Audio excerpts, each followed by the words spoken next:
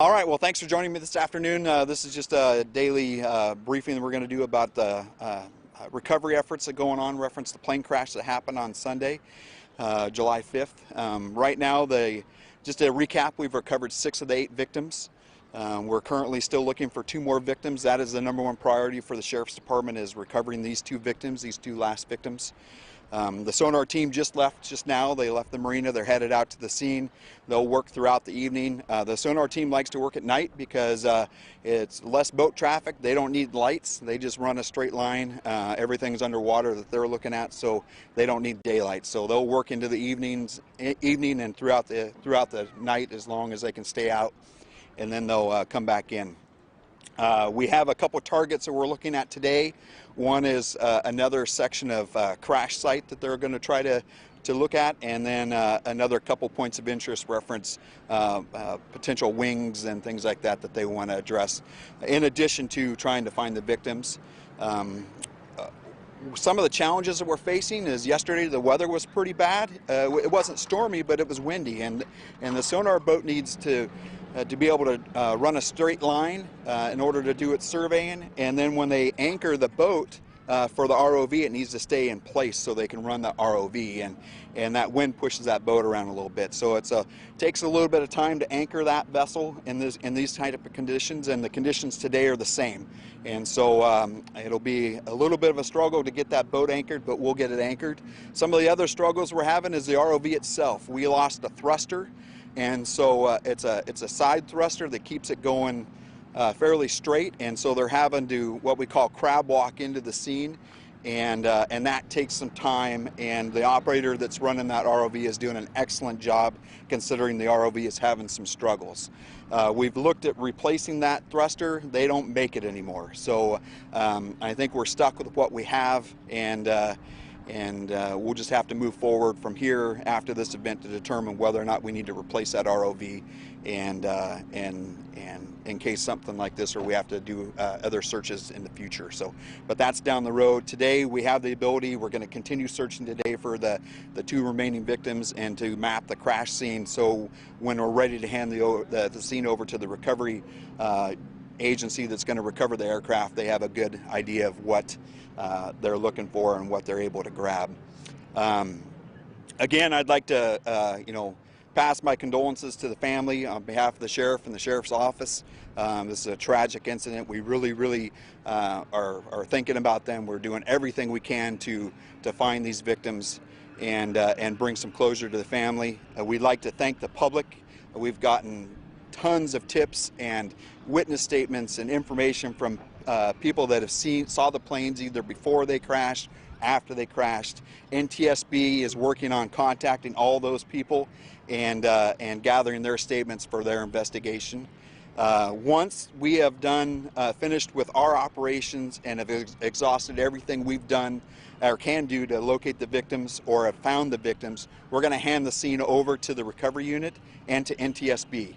They will then do their investigation. We will parallel that or be with them as they're doing their investigation, but the scene will be handed over to them. There's a private contractor in town that's been hired by the insurance company to recover those aircraft, and we've been working with him. They are ready to deploy as soon as we are finished, and so the recovery efforts will start probably the day after we're done doing all of our search efforts. At this point, they're going to be out there all day today, and depending on what they find today, we'll determine whether or not the sonar team will be out tomorrow, and we'll just I'll update everybody on that through a press release this evening or first thing in the morning on what the plans are for the sonar team and any future recovery efforts. At that point, at this point, I don't really have anything else to say. The identities of the remaining occupants are still being withheld per the coroner's office. Once the coroner gives us the okay to release those names, we will do so. But at this point, the coroner is saying holding off on releasing any more names.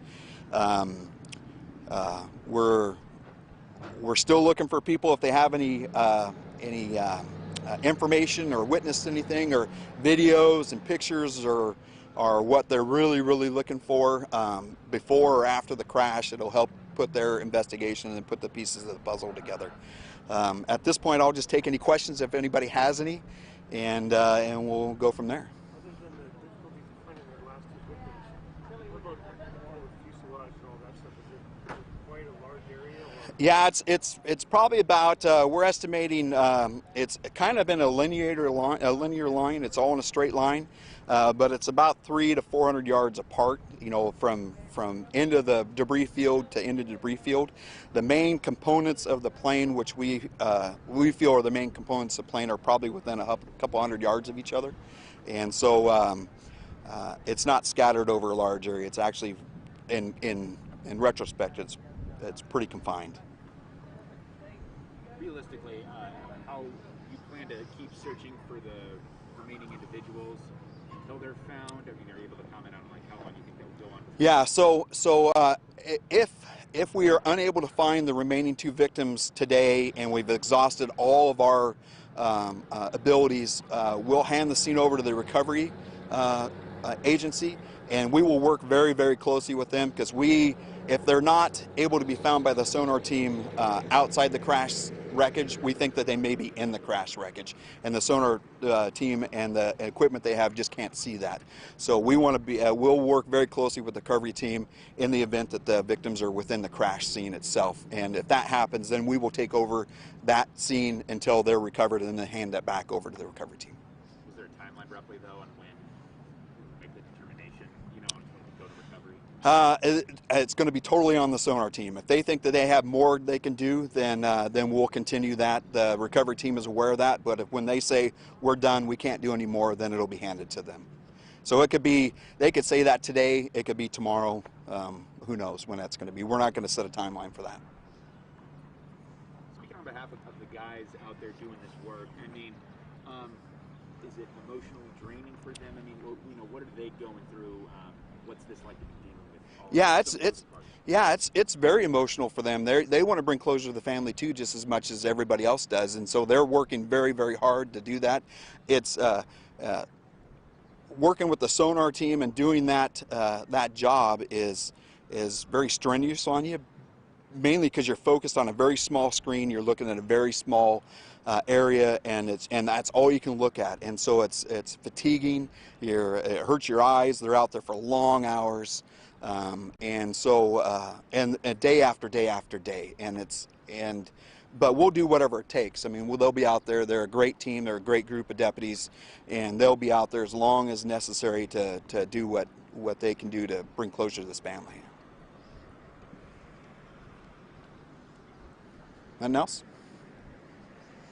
All right. Thank you very much.